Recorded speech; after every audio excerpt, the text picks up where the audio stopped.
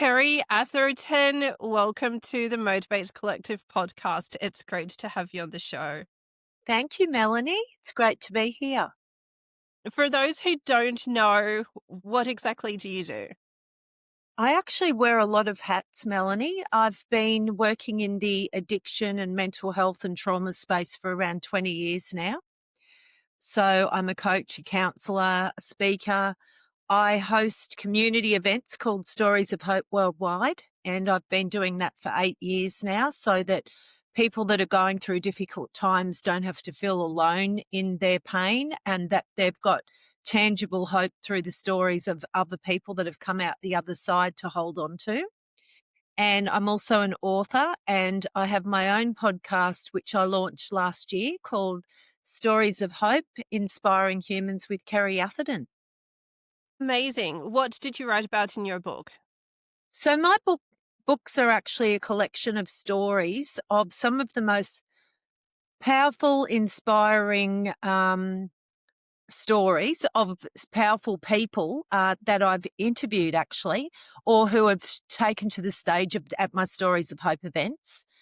I've tried to vary the stories as much as possible, and in the first two books, Volume 1 and Volume 2, uh, they are six stories of six men and six women in each book. And they're people that have just really been to the brink of darkness and despair, and they've come out the other side. And it's their stories of hope, of how they did that and the tools and strategies. And then my third book, Light Bulb Moments Through the Eyes of Men, I started to formulate that book through COVID.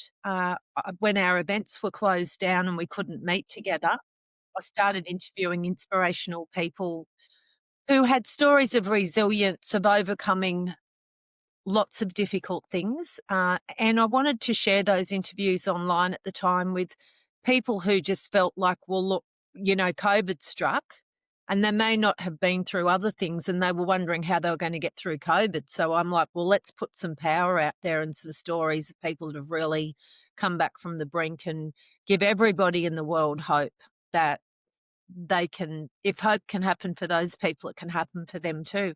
And so then I also became very aware that our male suicide rate was really on the rise. And so I decided to make that book specifically for men and for men's mental health, and as an early intervention tool also for guys to realize that they don't have to go to the bottom or wait for that light bulb moment, that they can pay attention to those small warning signs or make those changes if they're battling with addictions or whatever early.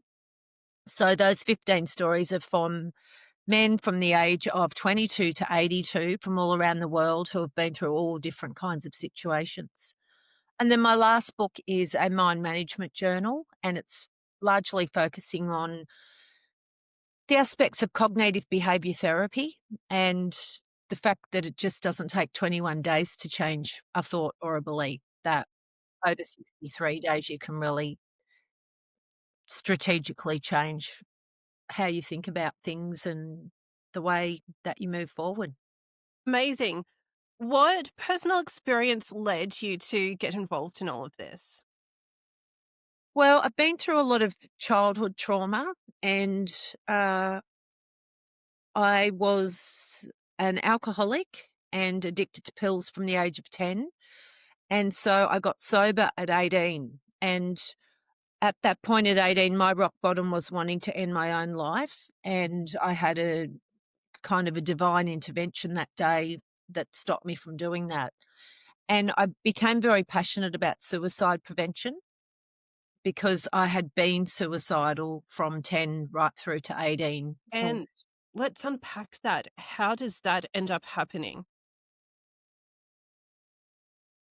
I was extremely troubled. There was a lot of trauma in my life. I grew up with two alcoholic parents. They were very loving parents, but I just felt very insecure and very, um, things were very uncertain. And with the environment with my mum, I just didn't know what was going to happen from one day to the next. My dad was sober before I was born, and so I never saw him drunk, and my mum used to drink at night, so I never actually saw my parents drunk, but it was what was going on with my mum. She had bipolar and was very, very depressed, and I was the eldest of 2 brothers, so I felt an immense responsibility also to look after my mum, and I had, 3 very traumatic events by the age of 10, and I was put on antidepressants and anti-anxiety medication, and I became addicted to that medication. And then I picked up alcohol for the first time at 15, and I was like an instant alcoholic. I couldn't stop at one drink. I ended up paralytic every time I did drink. I What's turned that? in Paralytic is when you have no control over your emotions. You're almost paralyzed. And I had blackouts. I would get blind drunk.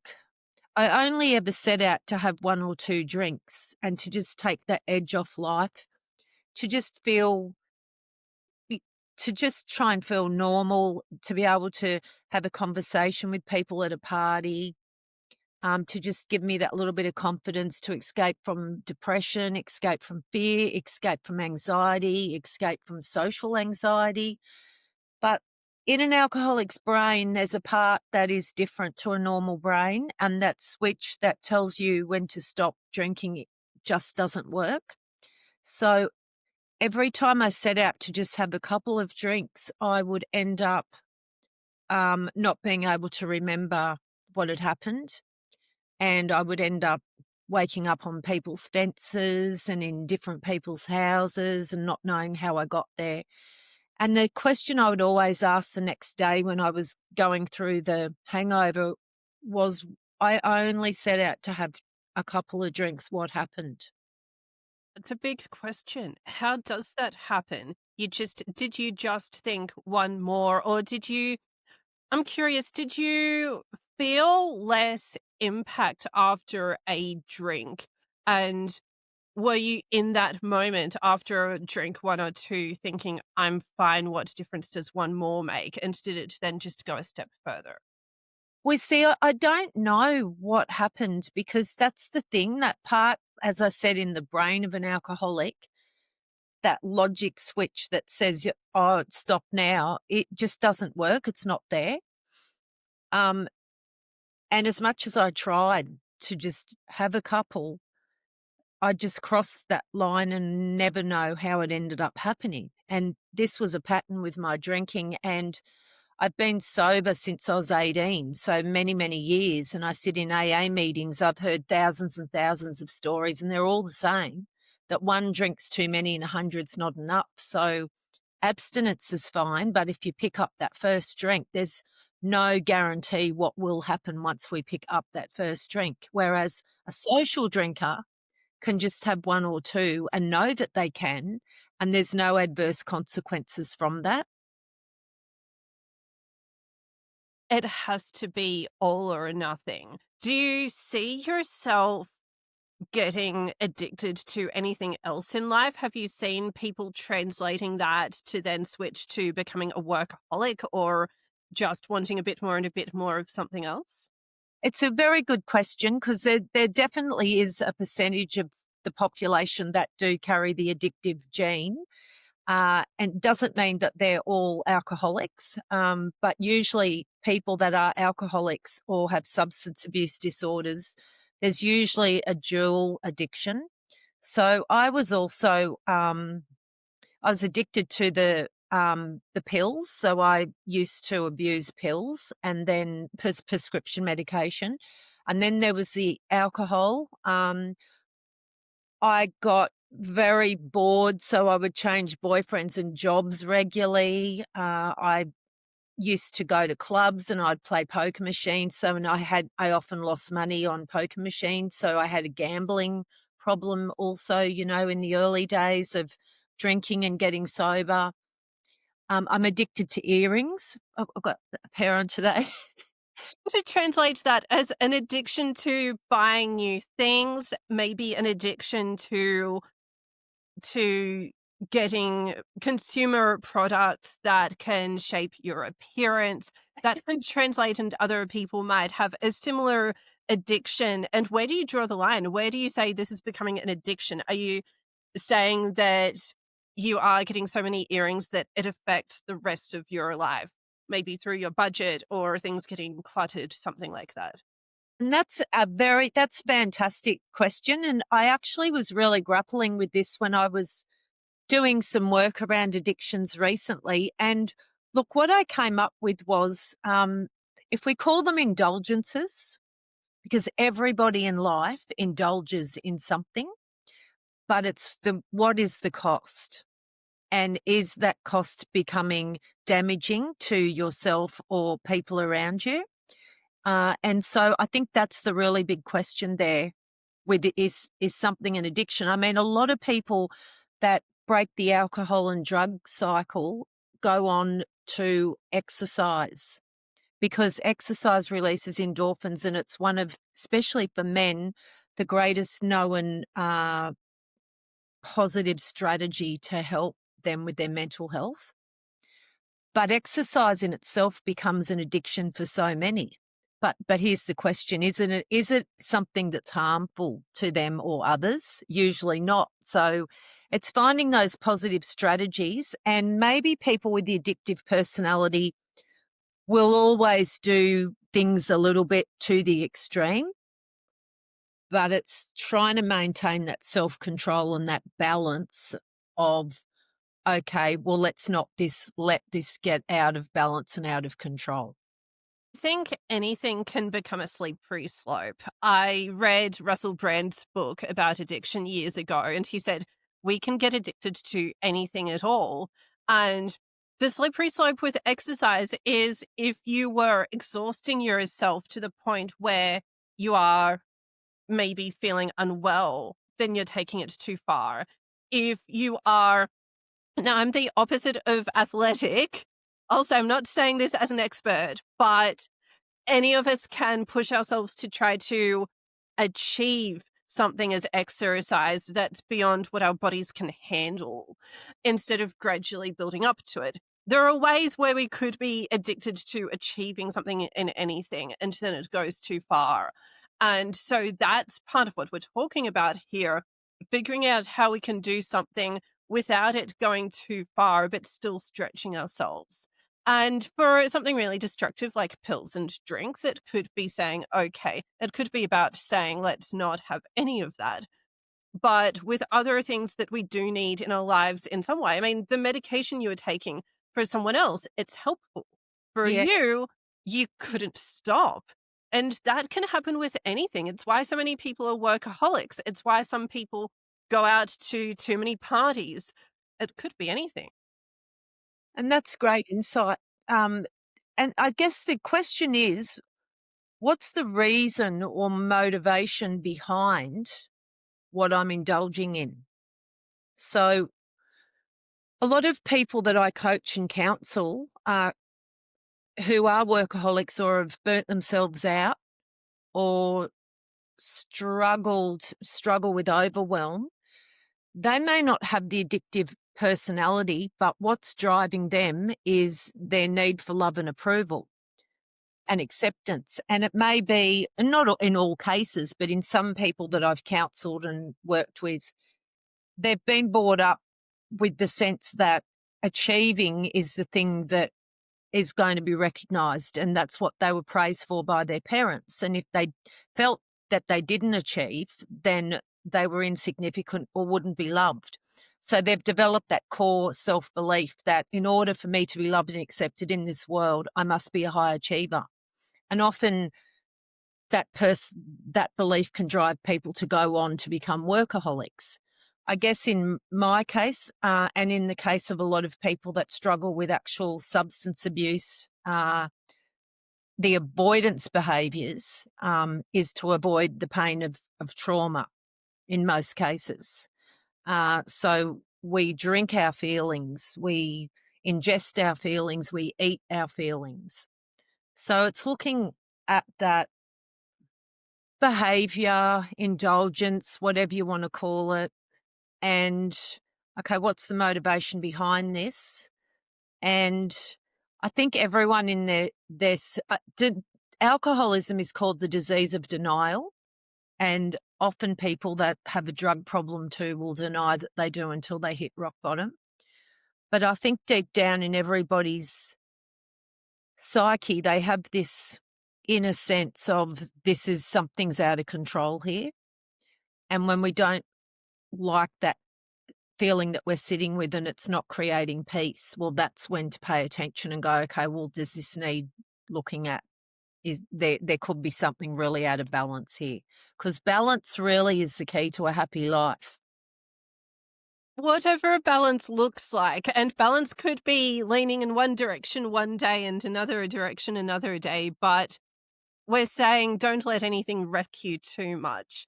So you mentioned the counselling. What sort of counselling background do you have?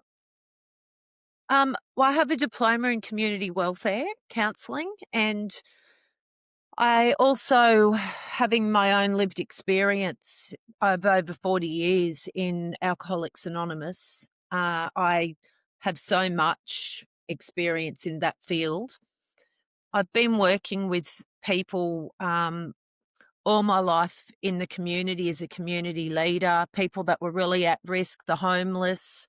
I've worked in schools for 12 years with troubled teenagers, running programs. I've written programs for youth in schools. And I see myself as an interventionist because I think early intervention and prevention is so much greater than cure. And my mission and my drive was knowing that I was a very troubled young person to try and equip as many young people as possible with tools and strategies and knowledge so they didn't end up going down the path I did.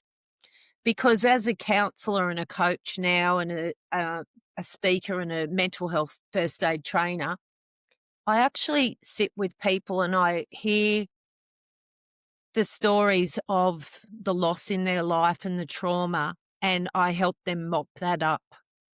And in so many cases, had they had the knowledge earlier on or the insight or known the warning signs, a lot of that trauma could have been avoided.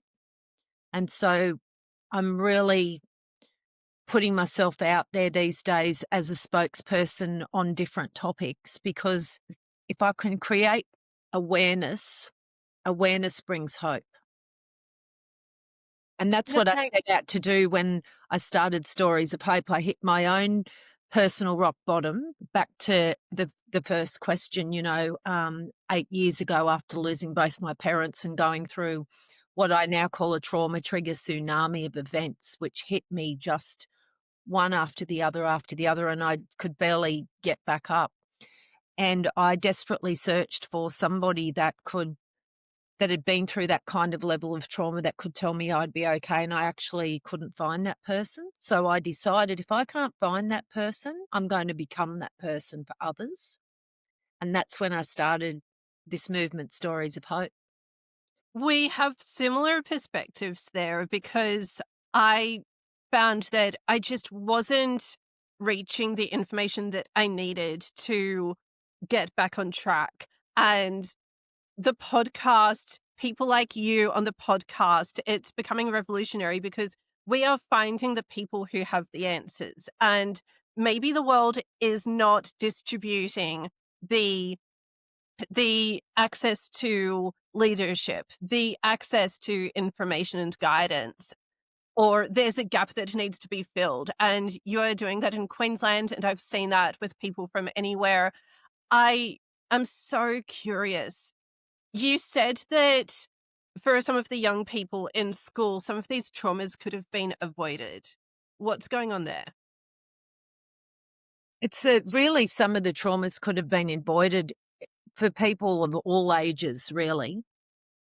But I think, and I've been doing a lot of talking to people that are really working in the space with young people now. And I interviewed a young guy from the Man Cave, and I actually spoke to Daniel Principe yesterday, who's really leading the way in schools. And picked his brain about his thoughts on different things. But I think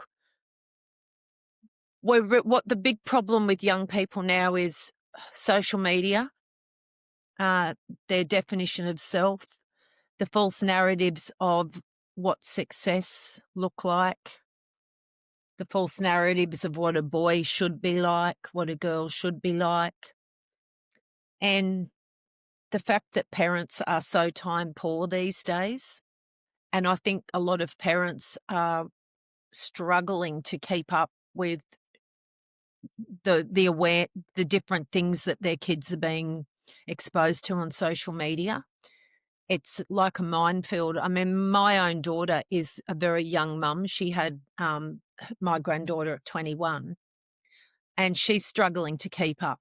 And there's a lot of older parents out there, and I just think that parents, not by their own fault, but unless they're studying this stuff every day, they can become really clueless to what is actually going on and what their kids are being faced with. And so I think that's the biggest struggle. And there's been a lot of parents that have contacted me too and said, I found out that my son or daughter is on drugs. And when I That actually, age?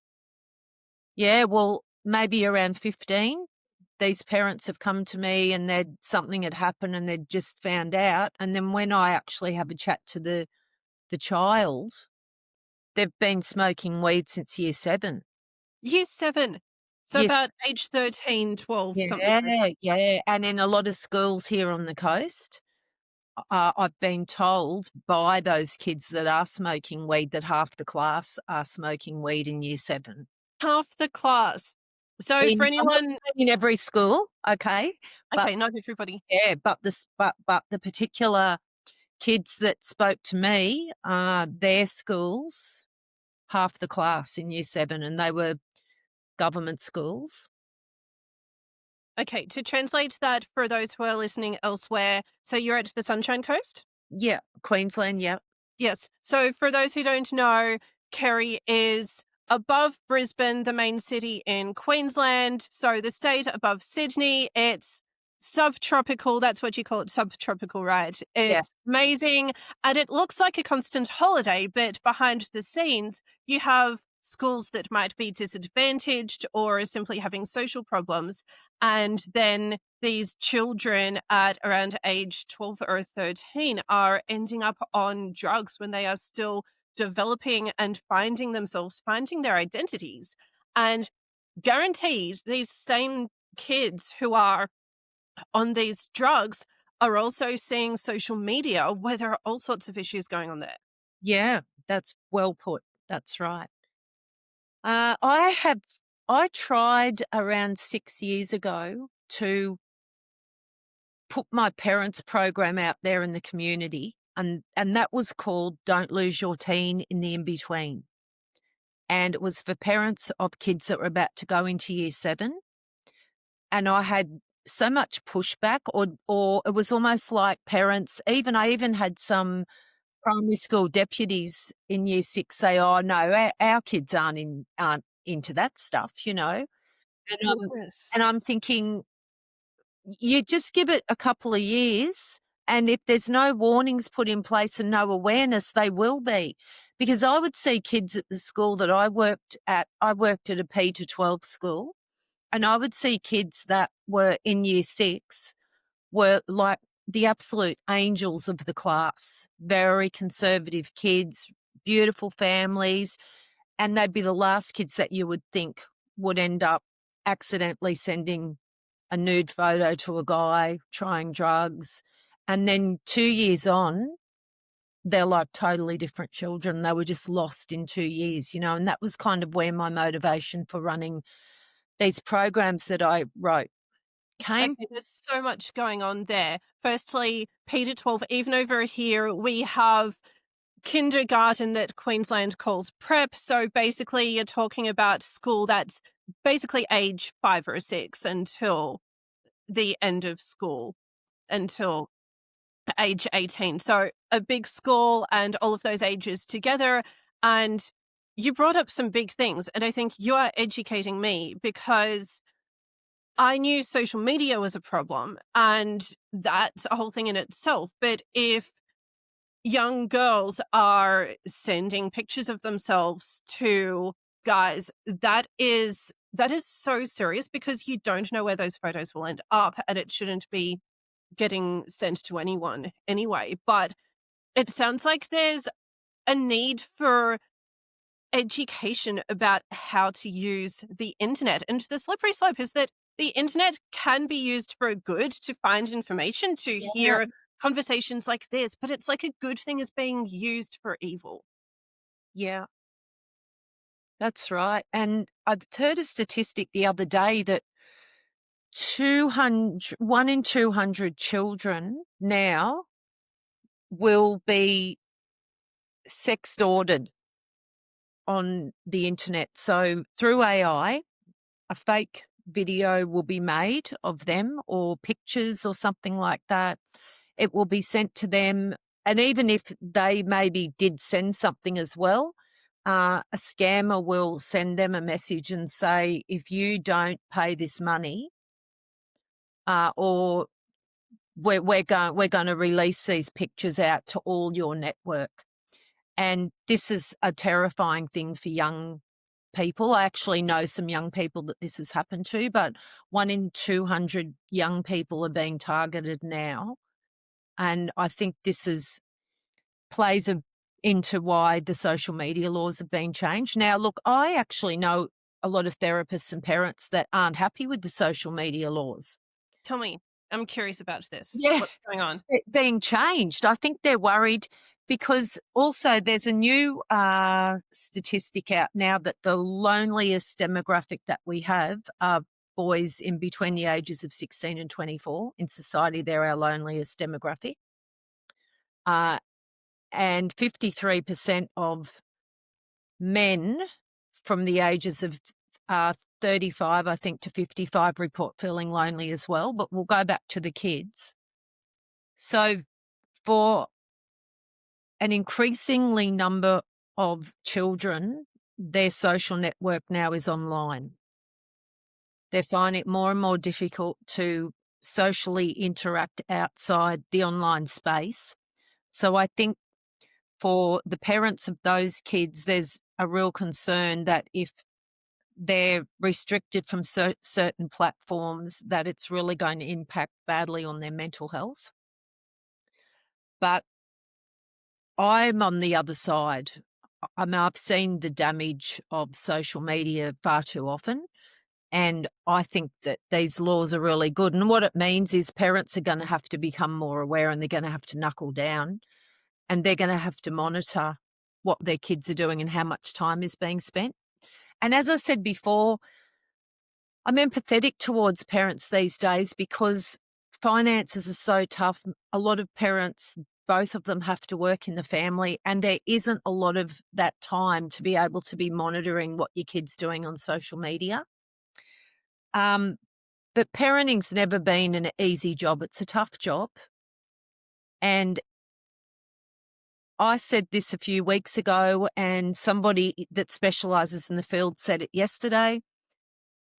If we're not parenting our children, social media will be doing it for us. And that's Yes. bottom line. I think so much is going on here. So I want to mention screen addictions as well. Honestly, I didn't set out with any particular agenda for this conversation, but this is where we have ended up. Really going with the flow, aren't we? Oh, I know, because the thing is, you had your addiction journey, but now I think that young people, that's the thing to focus on. I had been mainly concerned about how people in their 30s and 40s are trying to look after themselves. But I would say, unless you are partnered and never planning to have kids, and maybe there are some people listening who will never have to deal with this, but if you are if you have a family, or if you are dating and might end up in a relationship with someone who has a family, whatever it might be, this will be an issue for you. And you could be looking after your career, but not thinking about how the internet is affecting your kids because we all end up too busy to think about it. And it's good that we are having this conversation that the grown-ups will listen to, because I think I get exhausted having the screen addiction debate with the grown-ups. I really do. Because some adults will be saying that it's emotionally regulating. And the hard thing is, I've been saying this to a few people. When I was young enough, frankly, actually, I don't know how close you are to my age, but I grew up seeing the tail end of the cassette tape era. And okay, look, I'm a bit I older than you, I think. look, the tail end of it. I'll put it this way. I was getting ready to soon start high school when I was seeing Britney Spears' Baby One More Time videos. Oh, Okay, that's where I am. And you put on a CD. I went to Disneyland, and I still remember I went to Disneyland with my grandparents, and then we went to a nearby store and I bought a Britney Spears album in a CD case. And that was me going wild, having gummy bears and the most innocent album from Britney. And my big pressure then was that I wished I could look like her in this. I knew that she'd been in a photo shoot. She was on a cover. I yeah. think there was a lot less of a blurred line. We knew these people were celebrities with a hair team. I mean, even young people knew. Come on. There was something behind that. But now there are so many things going on, because if a young person wants to listen to music, the standard is to get an iPad or an iPhone or a similar. And even I miss the days when it was normal to at least have an iPod that didn't have a screen, because then you're not dealing with all that stuff. You have the option to just listen to some tunes without dealing with all these other things. Gosh, that was a rant. You touched on a good point before, because when I put posts up about my work and everything, I get a lot of interaction on LinkedIn. When I put up a post, though, about parenting, I get very little traction. Oh, interesting. And you said before, people are caught up, like, working in their professions and everything. But at the end of the day, every person that is a parent, when you nail it right down, their most important thing in their life is their children. Has to be. And so many people that are, especially workaholics, that are so caught up, say that, gosh, where did my kids' teenage years go? They've gone. Now they're graduating. Where did that time go? And we're talking about a lot of the issues and problems today, but something that I always want to talk about is hope, and about how we can turn things around, and how it's never too late, and how the problem's never too big. And there's one very, very simple thing that could be a starting point to parents reconnecting with their kids, no matter how far out of control their kids have got, or keeping that connection to their kids. And as I spoke with a specialist yesterday, the truth is that kids are saying they still want their parents to be the first ones that they can go to. So, and that thing is the 5 love languages. And a lot of people still haven't heard about the 5 love languages. But if parents know what their children's love languages are, their top 2 love languages, they will stay emotionally connected to their children. And when their children go through something, those parents will be the ones that those kids will go to. If they are not emotionally connected to their children through their child's love language, the kid will go somewhere else. They will look for it wherever they can find it. And something else that flowed as you were talking, I'm seeing anyone who is managing a group of adults as well, or leading it, could be community or corporate or something else. Give them the flexibility and the understanding to simultaneously achieve results and support their families at the same time.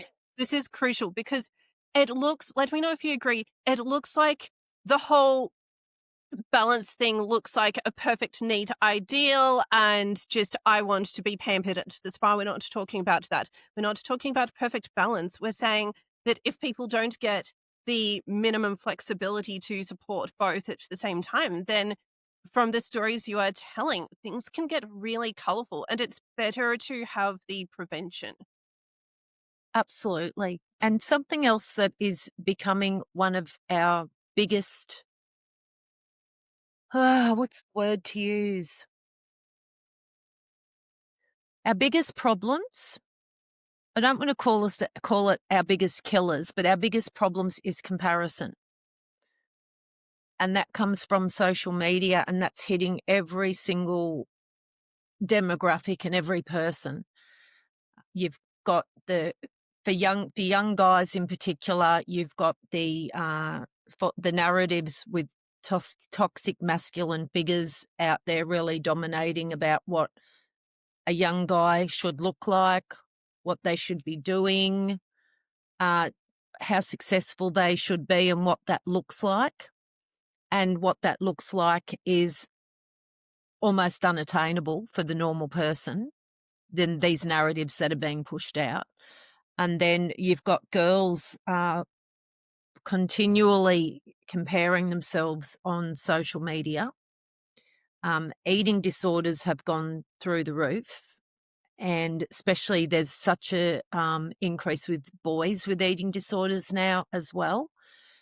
And then there's also the demographic of mums who see what all the other mums are doing and seeing them on their best day, and that's the benchmark of where my life should be.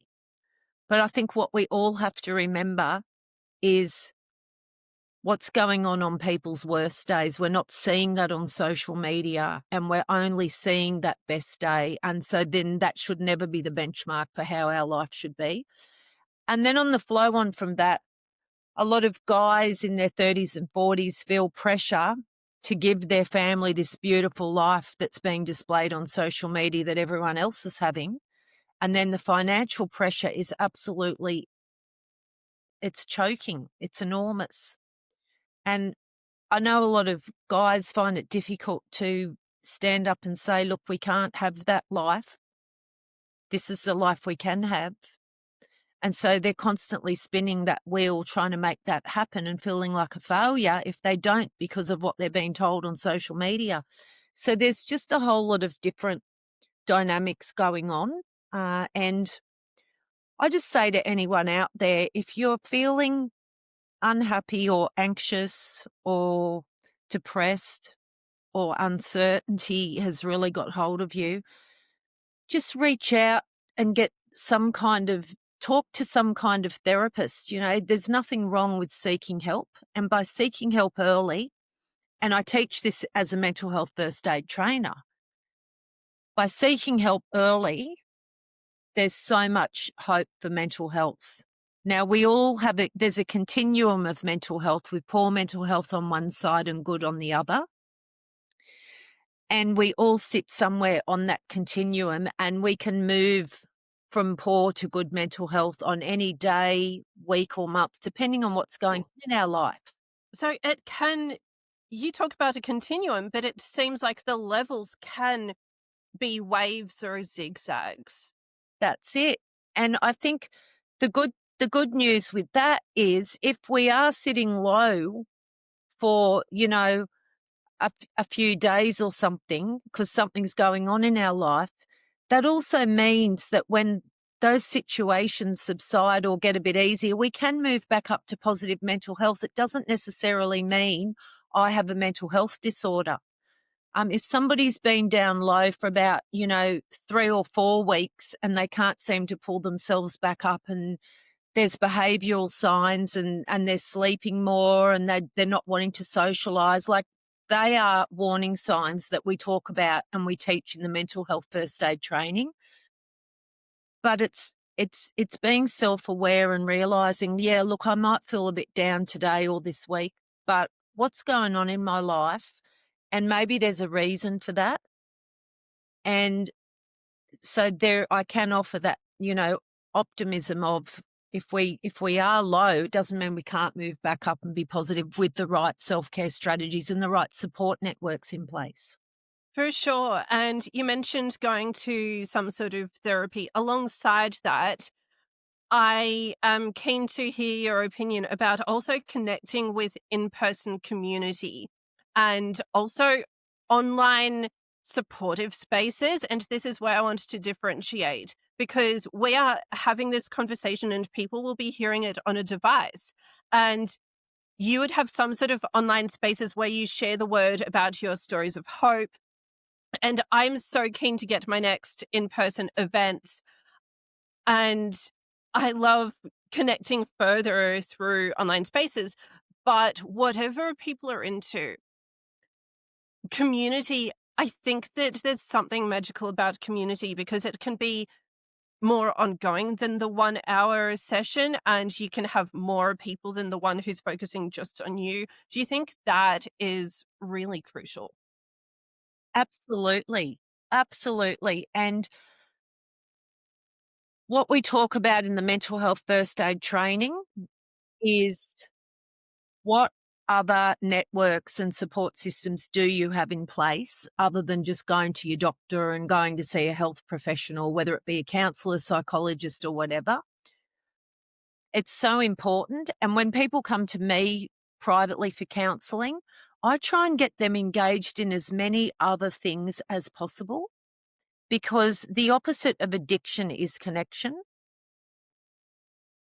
And people were born for connection, and connection in itself is actually a life-saving factor in the life of somebody who is feeling suicidal or really depressed. So the more we can get people connected to outside organizations, whether look, if it's somebody that's so socially anxious that they feel like they can't get out to an in-person, getting online with an online group. So this is the benefit of social media, of course, is providing positive connections, but it's keeping that positive connection at the foremost, which is the most important. But there's Head to Health website, there's Beyond Blue To website. help. Yeah, Head to Very Health, Beyond Blue website, and they have so many different components to their website, which can help in every single imaginable thing that you're going through. There's events like my Stories of Hope events, and that's why I created that community. And when I pick speakers to come along to that, I often pick speakers also that are running other community events. And they've started that purpose out of their own hard time. And then I've got people from my community events now that have joined others, and they've found just so much hope because now they have this, they had no one and they felt all alone. And all of a sudden now they're connected to 2 or 3 different communities with different people. And so it's looking what am I interested in? How can I get connected? For people that are caring for people with mental health, it's plugging into that yourself and thinking, well, maybe I can go along with them if they don't feel comfortable turning up to something the first time on their own. Where can I take them? My clients also. also, I also talk to them about going to Alcoholics Anonymous as well as seeing me for addiction recovery because I know Alcoholics Anonymous works. So there is so many things out there, but it's about finding the right support for what that person's going through. It sounds like you've seen some people with a social anxiety. Did you find some individuals are feeling more comfortable with a smaller group instead of a large crowd? There's definitely people that struggle with a large crowd. I mean, I actually don't really like. I'm a bit of a funny one. I'm an ambivert, so Okay. I'm really energized by people, but I'm very much a one-on-one. And then if I'm out at a party or something like that, I'll be talking and connecting to the max, and then I'm like, "Oh, I've had enough. Don't. I'm going home now. But I suffered from a lot of fear of humiliation and loneliness right through my schooling up until year 10, and I actually hardly had any friends. And I spent nearly every lunchtime in the library, and I was publicly humiliated in my classes by teachers and students, and I was Happened. mocked and bullied because I was the really overweight kid in the school. Wow. And as a result of that, I still have some residue of not it's not a sense of feeling less than, or it's a s it's more of a thing of a fear of looking like I feel like I'm on my own, and so I still struggle a little bit with walking into big events if I don't know anyone and I am on my own, but I do it afraid. I always find someone to talk to.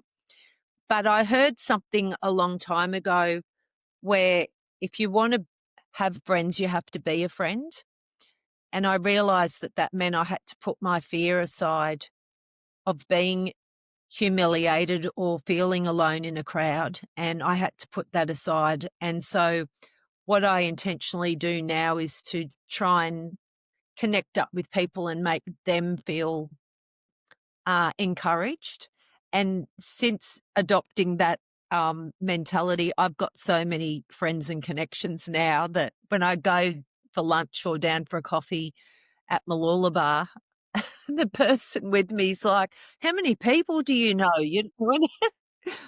But I just love people, and it's something that, has really been so valuable in my life, having had so many years being so lonely. Absolutely. Absolutely.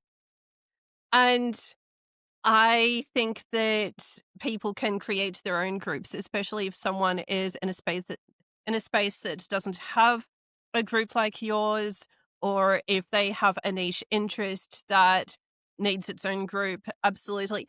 What other self-care strategies do you think everybody needs to know about? Well, look, they look different for everyone. A lot of exercise is very big, but the biggest contributor to self care is sleep.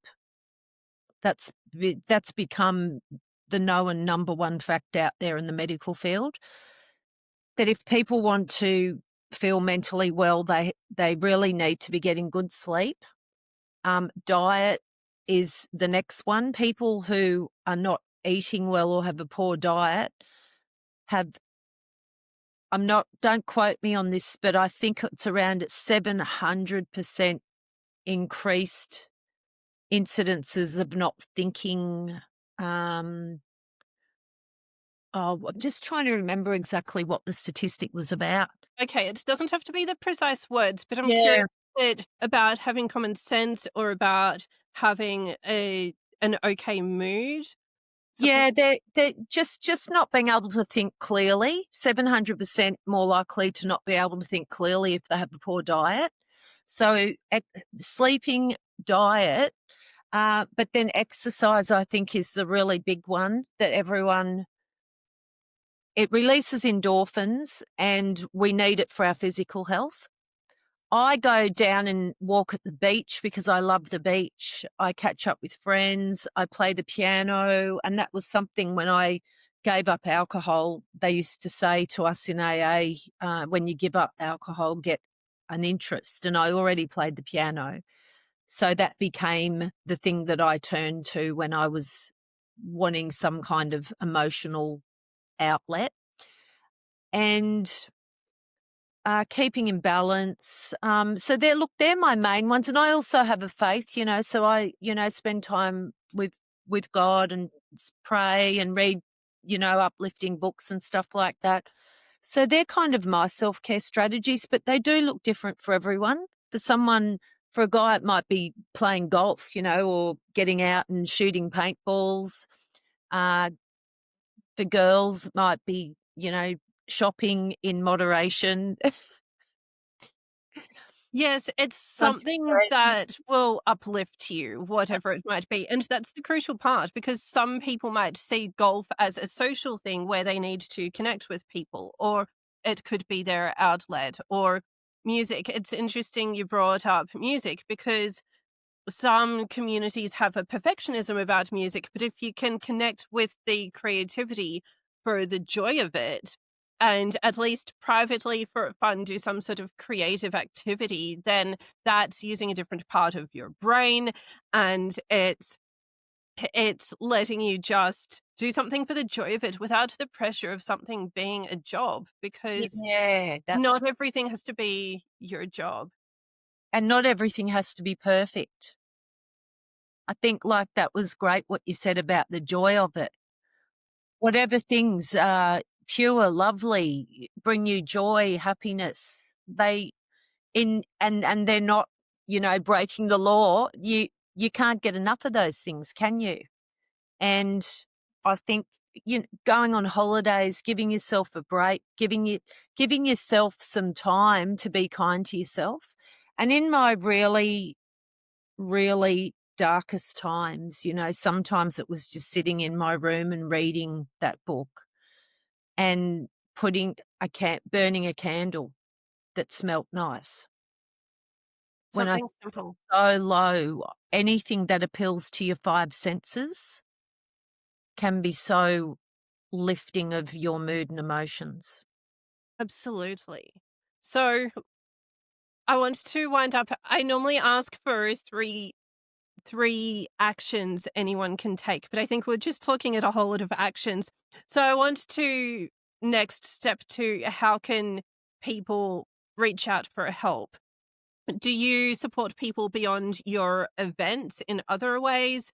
And how can people get help aside from those websites? And reminder, it was Beyond Blue and something else that I hadn't heard of. I was so keen to get an explanation of what that other website is. Let's Head to Health, the other website, What is it? Head to Health. Yes, what do they do? Where is it Well, from? What they would just Google Head to Health, and then that is the actual website.